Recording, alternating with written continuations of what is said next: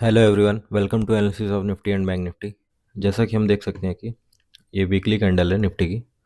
और अगर हम देखें तो जो इस वीक की क्लोजिंग है वो लास्ट 2 वीक से अच्छी आई है। लास्ट 2 वीक में अगर हम देखेंगे तो सेलर वीक की स्टार्टिंग में आते थे और मार्केट को सेल करते थे, बट जो बायर है वो डिफेंड करके क्लोजिंग ऊपर देते थे। 2 वीक में ऐसे हुआ और इस वीक में देखेंगे तो मार्केट जो है कि काफ़ी अच्छा बायर ने पुश किया मार्केट को ऊपर और क्लोजिंग भी ग्रीन में आई है।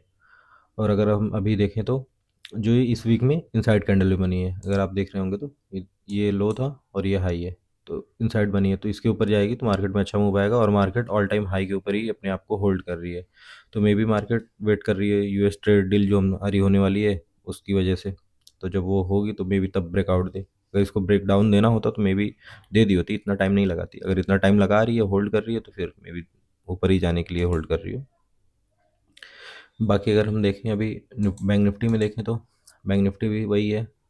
वीकली कैंडल इसकी भी जो है कि ग्रीन है, बट निफ्टी से वीक है थोड़ी सी। और ये भी इनसाइड कैंडल ही है। लास्ट वीक का जो लो ब्रेक की थी बट क्लोजिंग अंदर आई है। और लास्ट इसमें भी वही हुआ है कि क्लोजिंग भी आपकी अच्छी हुई है, बट जो है कि वीक की स्टार्टिंग में सेलिंग प्रेशर रहता था, बट लास्ट में बायर डिफेंड करके क्लोजिंग अच्छी दे देते थे 2 वीक से। इस वीक भी वही हुआ है। तो अब जब इसके नीचे जाएगी तो सेलिंग प्रेशर हम देख सकते हैं। बाकी ऐसे देखेंगे तो एक ट्रेंड लाइन आ रही है, इसके ऊपर जाएगी तो एक बार फर्दर और फिर ऑल टाइम हाई लगाएगा बैंक निफ्टी। और बैंक निफ्टी स्ट्रांग भी है निफ्टी से। और निफ्टी में अगर हम डे के हिसाब से देखें तो डे वाइज अगर हम देखें तो मार्केट वही है, यहाँ पे कंसोलिडेट कर रही है, जो कि आपका रेंज है 25,700 से। और आपका ये तो हाई है 326,300। बट देखेंगे तो ऐसे एक ट्रेंड लाइन आ रही थी और मार्केट एकदम ट्रेंड लाइन पे ही क्लोजिंग दी है फ्राइडे की। तो देखते हैं कि मार्केट अभी तो गैप अप दिखा रहा है मंडे के लिए। तो देखते हैं फर्दर अगर गैप अप हुई और इसके ऊपर सस्टेन करने लगी तो हम देख सकते हैं कि फिर यहाँ पे एक रेजिस्टेंस मिलेगा हमको 200 के आसपास। फिर 200 के बाद देखते हैं। और 200 के पास अगर देखेंगे तो मार्केट कितना अच्छा है यहाँ पे। 200 के पास देखेंगे जो ये आपका हमारी आरबीआई पॉलिसी का जिस दिन रेट कट आया था वो वाली कैंडल है। फिर वहाँ से फर्दर नेगेटिव सेलिंग आई थी, तो यहाँ पे कोई सेलर है तो देखते हैं इसके ऊपर जाती है या फिर से यहाँ पे सेलिंग आती है, फिर उसके बाद फिर होल्ड करके जाती है। तो कोई स्ट्रांग अगर न्यूज़ आएगी तो फिर ब्रेकआउट दे देगा, और अगर नहीं आई तो फिर मार्केट में भी थोड़ा सा यहाँ पे जाए, फिर थोड़ा सा रिट्रेस करे, फिर ऐसे जाए। तो फर्दर देखेंगे स्मॉल टाइम फ्रेम पे हम देखें। और मंडे के लिए तो मंडे के लिए कैसे ट्रेड करेंगे। मार्केट गैप अप खुली थी, न्यूज़ अच्छी थी, पॉजिटिव न्यूज़ की वजह से मार्केट गैप अप ओपन हुई थी और मार्केट फिर साइडवेज हो गई थी। पूरा मार्केट कहीं नहीं गई, बस मार्केट ट्रैप बनाई थी। अगर हम देखें तो ये देखिए मार्केट, ये हायर लेवल था, इसको ब्रेकआउट की, यहाँ से सेलिंग आ गई, और ये जो लो था इसका ब्रेकडाउन थी, फिर यहाँ से बाइंग आ गई और फिर मार्केट पूरे दिन साइडवेज होकर क्लोजिंग दी है। और रेजिस्टेंस कहाँ से ले रही थी, 25,980। मार्केट जो है कि जो गैप डाउन हुई थी यहाँ पे देखेंगे तो ये हाई था, तो मार्केट यहीं से रेजिस्टेंस ली है।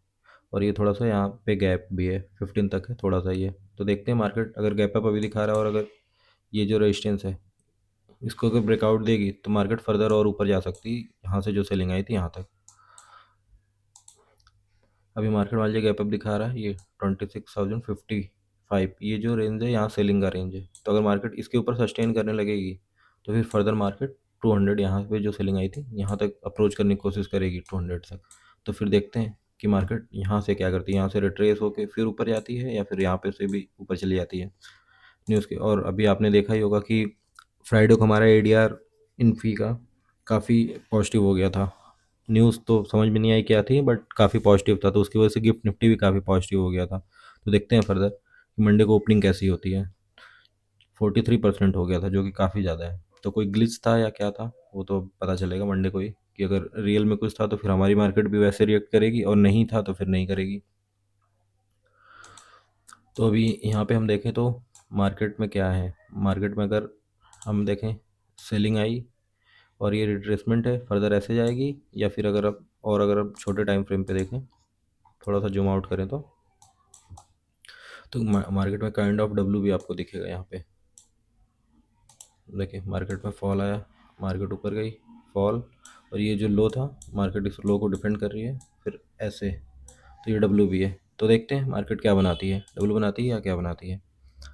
इसके ऊपर सस्टेन करेगी तो पहला टारगेट ये रहेगा, और मान लीजिए यहीं पे कहीं गैप अप हो गई और इसके बीच में होल्ड कर रही है, फिर फर्दर इसको ब्रेकआउट कर रही है, तो फिर हम 200 तक का एक टारगेट देख सकते हैं।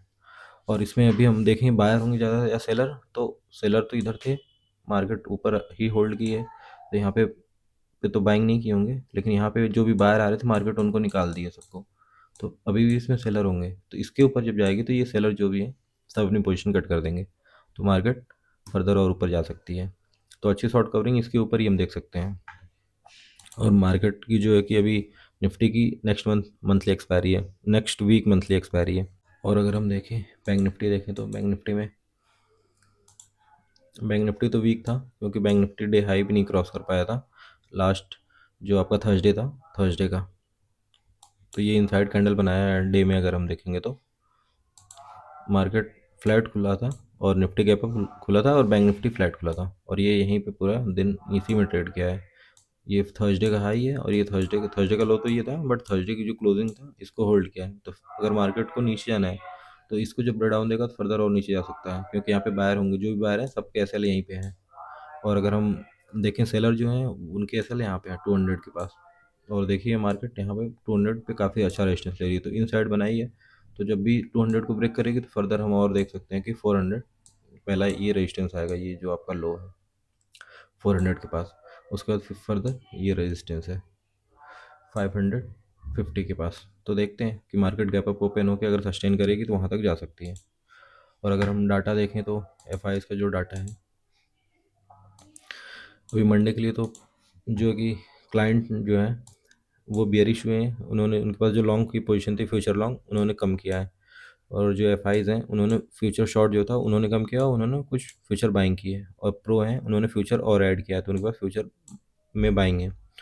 और ऑप्शंस का अगर हम डाटा देखें तो कॉल बाइंग की है एफ ने, और पुट जो उनके पास बाइंग थी उसको कम किया है, तो इनके पास नेट टू नेट तो पुट ही ज़्यादा है, बट मंडे के लिए बुलिश है। और प्रो ने भी सेम वही किया कि इनके पास इन्होंने कॉल बाइंग की है अच्छी खासी, इनके पास net to net call buying ज़्यादा है, और पुट जो भी था उसमें भी थोड़ा सा और ऐड किया है। और जो क्लाइंट है उन्होंने क्या किया है कि कॉल शॉर्ट किया है, इनके पास कॉल बाइंग थी तो उसको निकाल के इन्होंने कॉल शॉर्ट कर दिया है, और जो पुट इनके पास बाइंग थी, सॉरी पुट शॉर्ट था उसको इन्होंने कम किया है, पुट कुछ बाइंग करके। तो ये मंडे के लिए बेरिश है, और एफ और प्रो ये बुलिश है। तो देखते हैं मंडे को अगर मार्केट गैप अप ओपन होकर सस्टेन करेगी फर्दर और ऊपर जा सकती है, लेकिन अगर गैप अप हो गई और फिर वहाँ से कुछ निगेटिव दिख रहा है तो मे बी ये लोग प्रॉफिट बुक कर लें, क्लाइंट अगर बुलिश होने लगेंगे तो फिर मार्केट नीचे भी आ सकती है, तो इस चीज़ का ध्यान दीजिएगा। डाटा तो भी बुलिश है, बट अगर गैप अप हो गया मे बी गैप अप में ही सब हो जाए ख़त्म।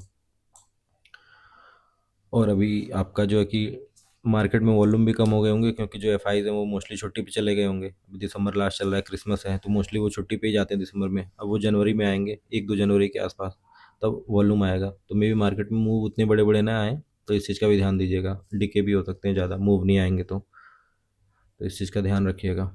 बाकी वीडियो अच्छा लगा हो तो लाइक करिए, शेयर करिए, सब्सक्राइब करिए। Thank you.